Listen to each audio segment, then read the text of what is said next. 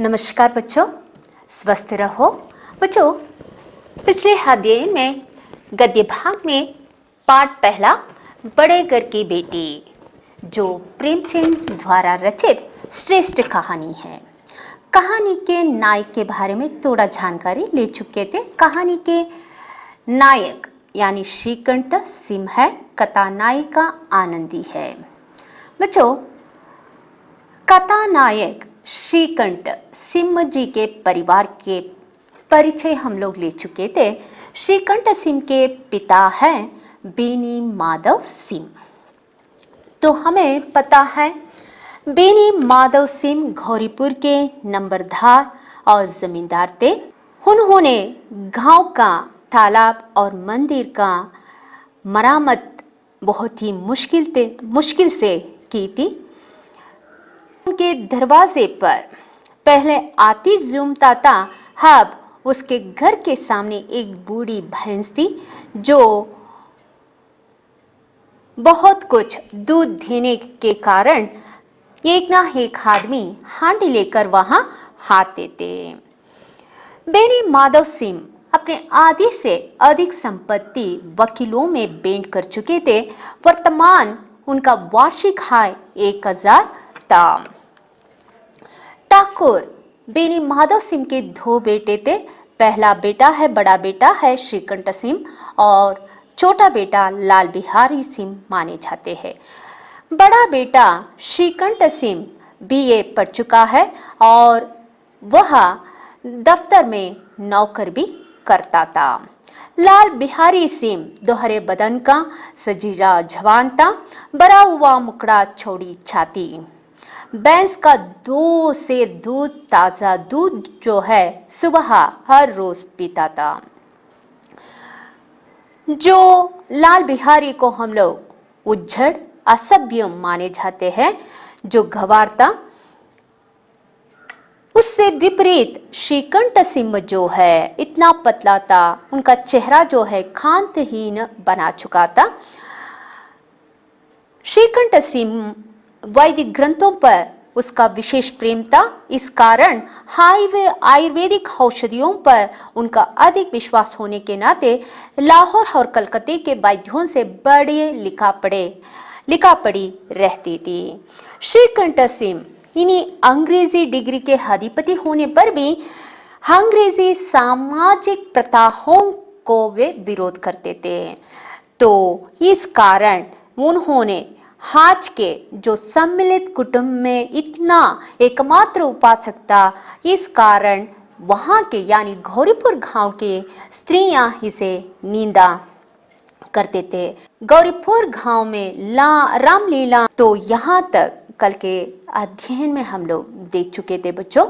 यहाँ के स्त्रियां यानी श्रीकंठ सिंह का जिस पर अभिरुचि था, सम्मिलित परिवार का एकमात्र उपासक होने के नाते सम्मिलित परिवार पर अभिरुचि रखता था, लेकिन यहाँ के ललनाए उसका विरोध करते थे। तो यहाँ तक कल के अध्ययन में हम लोग अध्ययन कर चुके थे। आज के अध्ययन द्वारा हम लोग आगे बढ़ाएंगे बच्चों। पेज नंबर 3 में देखिए, आगे के अध्ययन में हम लोग देखने जा रही है आनंदी के चरित्र चित्रण। आनंदी के चरित्र चित्रण पर हम लोग आज अध्ययन करेंगे। इसके साथ साथ आनंदी का विवाह श्रीकंठ सिंह से जैसे ही हो जाता है, आनंदी एक ऐसा परिवार में पली लड़की यहाँ के परिसर को कैसे अपने अनुकूल बना लेती है, उस पर आज हम लोग विचार करेंगे। उसके साथ साथ आनंदी और उनके देवर लाल बिहारी से एक ऐसा प्रसंग के कारण झगड़ा हो जाता है जिससे आनंदी क्रोधित हो जाती है। ये भी आज के अध्ययन का विचार बनता है, ये अध्ययन करेंगे। तो बच्चों, पेज नंबर 3 में देखेंगे तो स्वयं उनकी पत्नी ही जो सम्मिलित परिवार के अभिरुचि रखने वाले श्रीकंठ सिंह के विरोध में अब उनकी पत्नी भी थी।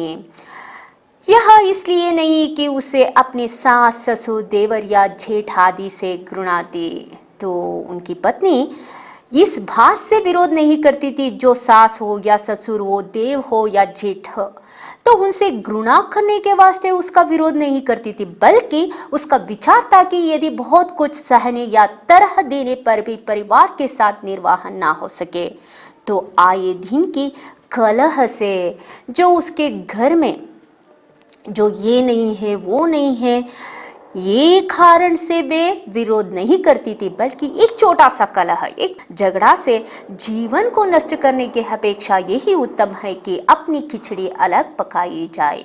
यानी कुटुंब में रहे सदस्यों के बीचों बीच अगर छोटा सा कलह भी हो जाए, एक ऐसी मानसिक जो वैमनस्य हो जाता है, तब उस जगह छोड़कर अपने अलग पकाई बनाने से, यानी अलग पकाई बनाने से ही बेहतर होगा, ऐसी सोचती थी आनंदी। तो आनंदी के बारे में हम लोग थोड़ा जानकारी लेंगे बच्चों। आनंदी एक बड़े उच्च कुल की लड़की थी। आनंदी एक ऐसी कुल की लड़की थी जो बाप एक छोटी सी रियासत के तालुकेदार थे। आनंदी के पिता जो है रियासत के तालुकेदार थे। विशाल भवन था, एक हाथी थी, 3 कुत्ते थे, भाज, बहरी, शिकरे, झाड़, फनूस, अनरेरी, मजिस्ट्रेटी और ऋण, जो एक प्रतिष्ठित तालुकेदार के भोग्य पदार्थ है। एक तालुकेदार के लिए जो भोग्य चीजें होना चाहिए वो सब उस घर में था। यह सभी विद्यमान थे। नाम था बोपसिम। आनंदी के पिताजी का नाम बोपसिम। बोपसिम बड़े उदारचित्त और प्रतिभाशाली पुरुष थे, पर दुर्भाग्य से एक भी लड़का संतान नहीं था।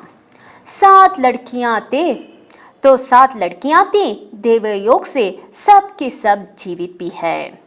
पहले उमंग में तो उन्होंने 3 ब्याह दिल खोल कर किए, तो 3 लड़कियों के शादी हो चुके हैं और 3 लड़कियों के शादियों में दिल खोल कर 15-20 हजार खर्च भी कर चुके थे। कर्ज लेकर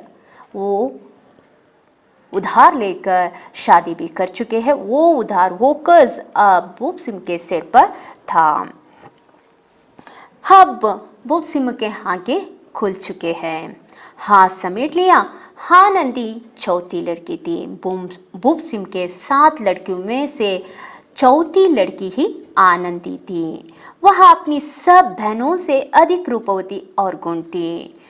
आनंदी बहुत ही रूपवती और गुणवती थी।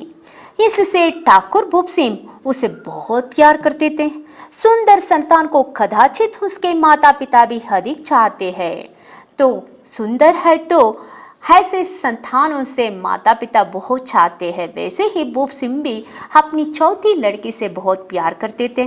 ठाकुर साहब बड़े धर्म संकट में थे कि इसका विवाह कहाँ करें, इस लड़की की शादी कहाँ करें, तो वो चिंता था। ना तो यही चाहते थे कि ऋण का बोझ बढ़े, ना ही स्वीकारता, ना ही पहले 3 लड़कियों की शादियों में जितना उन्होंने ऋण लेकर यानी उधार लेकर कर्ज के भार से उन्होंने शादी किए थे, ऐसा बिल्कुल चौथी लड़की को नहीं कर सकते थे। और अब अपने आप को भाग्यहीन समझना पड़े थे।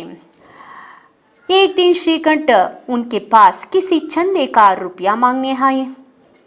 एक दिन किसी चंदे मांगने के वास्ते श्रीकंठ सिंह बोपसिम के दरवाजे पर आते हैं। शायद नागरी प्रचार का चंदा था। नागरी प्रचार का चंदा इकट्ठा करने के वास्ते श्रीकंठ सिंह बोपसिम के दरवाजे पर आते हैं। बोपसिम उनके स्वभाव पर रीझ गए। बोपसिम उनके स्वभाव से प्रसन्न हो गए और धूमधाम से श्रीकंठ सिंह का आनंदी के साथ ब्याह हो गया। तो आनंदी का हाथ श्रीकंठ सिंह के हाथ में थाम दिए। आनंदी अपने नए घर में आई तो यहाँ का रंग ढंग कुछ और ही देखा। तो हमें पता है आनंदी एक संपन्न परिवार की सुविधाओं का अभ्यस्त हो चुकी थी, लेकिन संपन्न परिवार से अभ्यस्त हुए आनंदी यहाँ आकर यहाँ के रंग ढंग देखती है, जिस टिमठाम की उसे बचपन से ही आदत पड़ी हुई थी। टिमठाम का मतलब श्रृंगार सजावट, एक सुंदर सजावट से वो परिचित आदत भी पड़ चुका था। अब नाम मात्र वो सजावट, वो सुंदरता, वो श्रृंगार अब न रहा।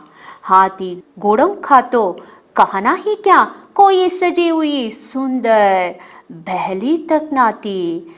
तो आनंदी के घर में हाथी थे, विशाल भवन था, 3 कुत्ते थे, भांस बहरी शिकरे झाड़ पनोस, इतना सब था। लेकिन यहाँ कुछ भी नहीं है। घोड़े क्या, हाथी क्या, सुंदर बहली तक ना थी। रेशमी स्लीपर लाई थी, पर यहाँ बाग बगीचा कहाँ है। मकान में खिड़कियां तक ना थी, जो जमीन पर फर्श आना ही दीवार पर तस्वीर। यह सीधा साधा एक देहाती गृहस्थी थी, एक गृहस्थ मकान था। किंतु आनंदी ने थोड़े ही दिनों में अपने को इस नई अवस्था के ऐसा अनुकूल बना लिया मानो उसने विलास के सामान कभी देखा ही ना हो। तो संपन्न परिवार की सुविधाओं से अभ्यस्त होने पर भी आनंदी श्रीकंठ के रूढ़िग्रस्त और अभावों को अपना अनुकूल बना लेती है। तो आनंदी में एक ऐसा सतीत्व जीवन या ऐसा सात्विक गृहिणी का गुण था जो उन्होंने अपना इस स्थिति को अपना अनुकूल बना लेती है।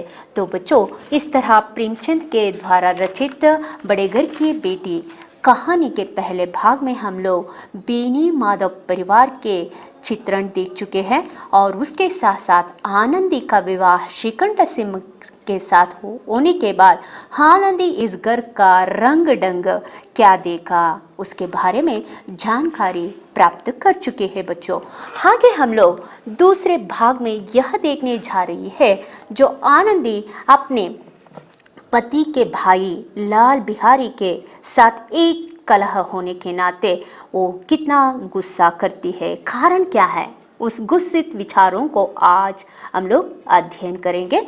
एक दिन दोपहर के समय लाल बिहारी सिंह 2 चिड़िया लिए हुए आया। तो 2 चिड़ियों को शिकार करके लाल बिहारी दोपहर के समय आता है और अपने भाभी से बोलता है, जल्दी से पका दो, मुझे भूख लगी है। भाभी से कह रहा है, जल्दी से पका दो, मुझे भूख लगी है। आनंदी भोजन बनाकर उसकी राह देख रही थी। खाना पकाकर जैसे ही देवर का राह यानी प्रतीक्षा कर रही थी, अब वहाँ नया व्यंजन बनाने बैठी।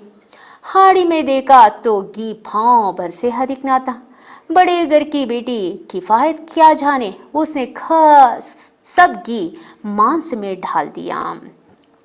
बड़े घर की बेटी होने के नाते किफायत न जानती थी, तो जितना घी था वो सब मांस खाने में डाल देती है। दाल बनाने में कुछ भी घी ना बच चुका था तो दाल वैसे ही बना देती है। आनंदी ने कहा, घी सब मांस में पड़ गया। लाल बिहारी जोर से बोला, अभी परसों घी आया है, इतना जल्दी उठ गया। यानी आनंदी लाल बिहारी से यह बता रही है, जितना घी था वे सब मैं मांस खाने में ढाल चुकी हूँ। तो आनंदी के यह बात सुनते ही लाल बिहारी प्रत्युत्तर में उत्तर देता है, परसों तो घी लाया है, इतना जल्दी कैसे खाली हो जाता है। तो आनंदी ने उत्तर दिया, आज तो कुल पाव भर रहा होगा। कितना था? केवल पाव भर। वह सब मैंने मांस में डाल दिया। जिस तरह सूखी लकड़ी जल्दी से जल उठती है, उसी तरह क्षुधा से भावला मनुष्य जरा जरा सी बात पर तिनक जाता है। तो जिस तरह सूखी लकड़ी जितना जल्दी वो जल जाता है, वैसे ही बातों बातों में ही लाल बिहारी का क्रोध उमड़ गए और इतना तिनक जाता है। लाल बिहारी को अपनी भाभी से डिठाई बहुत बुरी मालूम हुई। डिठाई का मतलब ये दुस्साहस, यानी बात करने का दुस्साहस जो है वो सहन नहीं सका। उस दुस्साहस को देखकर उसे बुरा लगा। तिनक कर बोलता है, मायके में तो चाहे घी की नदी बहती हो, आपके मायके में घी की नदी ही क्यों ना बहती हो, यहाँ तो हमारे घर में पाँव भर के घी से महीना भर चलाना होता है। स्त्री गालियाँ सह लेती है, मार भी सह लेती है, पर मायके की निंदा कभी भी सहती नहीं। हाँ नदी मुंह फेर कर बोली, हाँ हाथी मरा भी तो 9 लाख का, वहां इतना घी नित्य नाई कहर खा जाते थे। तो हमें पता है हाथी मरने के बावजूद भी हो लाख के समान है, जीवित में भी लाख के समान। तो वैसा है हमारे घर में जो घी जो है, पाव भर के घी जो है हमारे घर में ना ही नहर खा के चले जाते हैं। तो उस जिस जुबान से आनंदी ने ऐसी बोली तो तुरंत लाल बिहारी को लगा उसका हृदय जल गया और ताली उठाकर पलट दी और बोला, जी चाहता है जी पकड़कर खींच लूं। तो आपके ऐसे बोलने के व्यवस्था को देखकर, व्यवहार को देखकर मुझे ऐसा लग रहा है जैसे कि आपके जीभ को पकड़कर खींच लूं। तो आनंदी को भी क्रोध आ गया, मुंह लाल हो गया। बोली, वहां होते तो आज इसका मजा चखाते। तो पति का बल आनंदी को था, तो इसलिए पति का नाम लेकर कह रही है, वे होते तो आज मजा चखाते। अब हपड़ उज्जड़ ठाकुर से न रहा गया। एक ऐसा हपड़, एक ऐसा असभ्य लाल बिहारी अब चुप ना रहा। उसकी स्त्री एक साधारण जमींदार की बेटी थी, जब जी चाहता उस पर हाथ साफ कर लिया करता था। कड़ा उठाकर आनंदी की हो जोर जोर से फेंकी और बोला, जिसके गुमान पर भूली हुई हो उसे भी देखूंगा और तुम्हें भी। तो जिसके तरफदारी से तुम बोल रहे हो तो उसे भी देखूंगा और तुम्हें भी। इस तरह कहते हुए कड़ाऊ लेकर फेंक देता है। तो आनंदी ने उसे हाथ से कड़ाऊ रोकने के लिए भरसक प्रयास की तो सिर तो बच गया, पर उंगली में बड़ी चोट आई। क्रोध के मारे हवा से हिलते पत्ते की भांति कांपती हुई अपने कमरे में आकर खड़ी हो गई। तो क्रोध इतना है ना, वो तो स्त्री थी, पुरुष के सामने कुछ ऐसा नहीं कर सकती थी, इसलिए आवाज से हिलते पत्ते की भांति कांपती हुई अपने कमरे में चली जाती है। स्त्री का बल साहस मान और मर्याद पति तक है, उसे अपने पति के ही बल पुरुषत्व का घमंड होता है। आनंदी खून का घूंट पीकर रह गई। तो बच्चों, खून का घूंट पीकर रह जाना, तो पिछले अध्याय में मुहावरे के अर्थ सहित आपको जोड़ने के लिए हम सिखा चुके थे। तो यही है खूंट का, यानी खून का घूंट पीकर रह जाना। इसका अर्थ होता है क्रोध को दबाकर बैठ जाना। तो आनंदी का बल अपने पति पर तक था, तो पति तो दूर है, उससे दूर है श्रीकंठ सिंह, जहां नौकरी करने के लिए जाता है। तो वे हर हफ्ते शनिवार को आया करता था। इस कारण तब तक आनंदी अकेली रहना पड़ता था, यानी अपनी देवर और सास के साथ रहना पड़ता था। तो अब वो उसका क्रोध तो इतना भर चुका है, लेकिन गला तक भर चुका है, लेकिन वो उसे प्रकट नहीं कर सकती, क्योंकि उसकी भल पति है, पति के मान मर्यादा तक होती है। इसलिए वो अपनी क्रोध को ऐसा कर रही है जैसे कि दबाकर बैठ जाती है, दिल में ही दबाकर बैठ जाती है। तो बच्चों, आज के अध्ययन में 3 बातों पर बहुत कुछ जानकारी प्राप्त कर चुके हैं। उनमें से पहला बात है बेनी माधव परिवार का चरित्र चित्रण पर हम लोग बहुत कुछ जानकारी ले चुके हैं।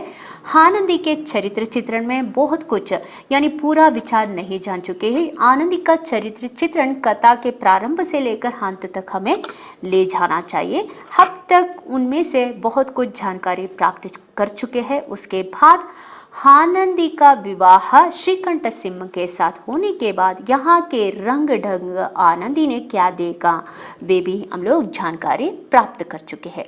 आनंदी और देवर लाल बिहारी के साथ जो प्रसंग घट चुका है उस घटना के बारे में भी जानकारी ले चुके हैं। इसका अर्थ है लाल बिहारी आनंदी पर क्यों बिगड़ पड़ा, इसके कारण हम लोग जान चुके हैं। तो इसके साथ साथ प्रश्नोत्तर पर हम लोग देखेंगे। तो पहला प्रश्न है, ठाकुर साहब के कितने बेटे थे? ठाकुर साहब के 2 बेटे थे।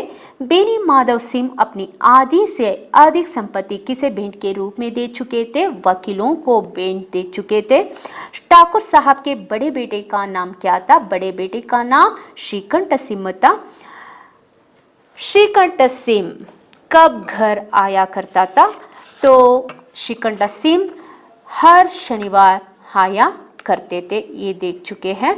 आगे देखेंगे तो बेनी माधव सिंह के परिवार का संक्षिप्त परिचय हम लोग देखेंगे। तो पेज नंबर 2 में पहला पैराग्राफ में आपको नोट करना होगा बच्चों। पहला पैराग्राफ में देखते जाइए। बेनी माधव सिंह घोरीपुर गांव के जमींदार और नंबरदार थे। बेनी माधव सिंह अपने आधी से अधिक संपत्ति वकीलों को भेंट कर चुके थे। उनकी वर्तमान आय 1000 रुपये वार्षिक से अधिक न थी। ठाकुर साहब के 2 बेटे थे। बड़े बेटे का नाम श्रीकंठ सिंह, दूसरा बेटे का नाम लाल बिहारी सिंह। श्रीकंठ सिंह बहुत दिनों के परिश्रम और उद्योग के बाद बीए डिग्री प्राप्त की थी और अब वे दफ्तर में नौकर था। छोटा लड़का लाल बिहारी सिंह दोहरे बदान का सजीला जवान था, भरा हुआ मुकड़ा, चौड़ी छाती, हर रोज भैंस का 2 से ताज़ा दूध पीता था। श्रीकंठ सिंह आयुर्वेदिक विषयों पर रुचि रखने के नाते लाहौर और कलकत्ते के वैद्यों से बड़ी लिखा पढ़ी रहती थी। तो इस तरह हम लोग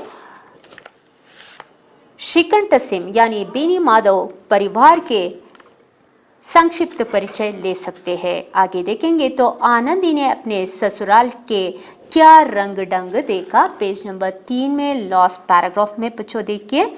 आनंदी अपने नए घर में जैसे ही आई, संपन्न घर की सुविधाओं का अभ्यस्त होने पर भी श्रीकंठ के रूढ़िग्रस्त तथा अभावों को वो अपने अनुकूल कैसे बना लेती है। जैसे ही जिस टिमठाम की बचपन से ही आदत पड़ चुकी थी वे सब यहाँ नहीं रहा था।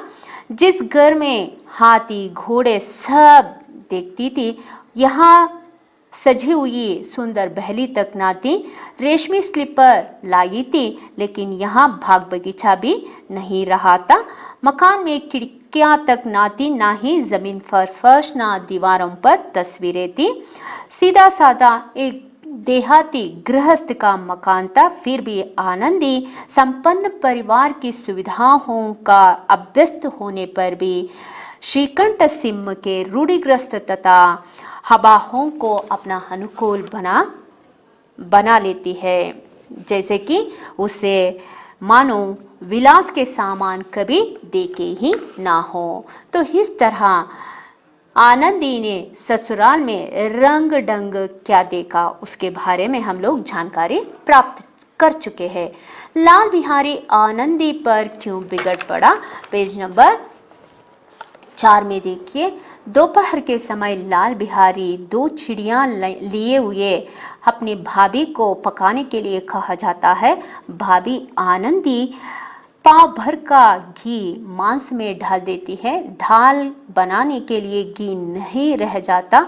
जब आनंदी सब घी मांस में डालने का विचार प्रकट करती है तो लाल बिहारी गुस्से के कारण उसे खड़ाऊ लेकर फेंक देता है और मायके के बारे में बहुत कुछ कह डालता है। तो आनंदी अपने बारे में बहुत कुछ सह लेती है लेकिन मायके के बारे में एक बात भी सह नहीं सकती थी।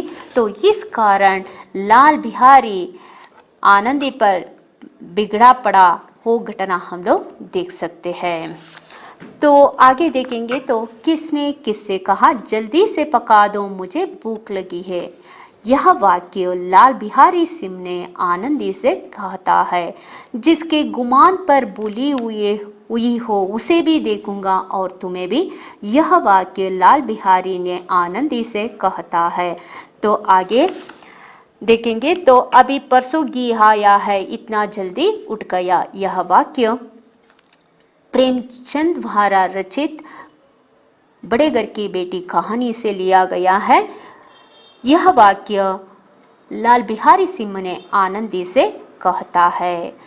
तो दोपहर के समय लाल बिहारी जब 2 चिड़िया लाकर पकाने के लिए कहा जाता है, तब आनंदी पाव भर के घी को मांस में डाल देती है। दाल में कुछ बचाई न रखी थी। तो इसे सुनकर यह बात लाल बिहारी आनंदी से कहता है।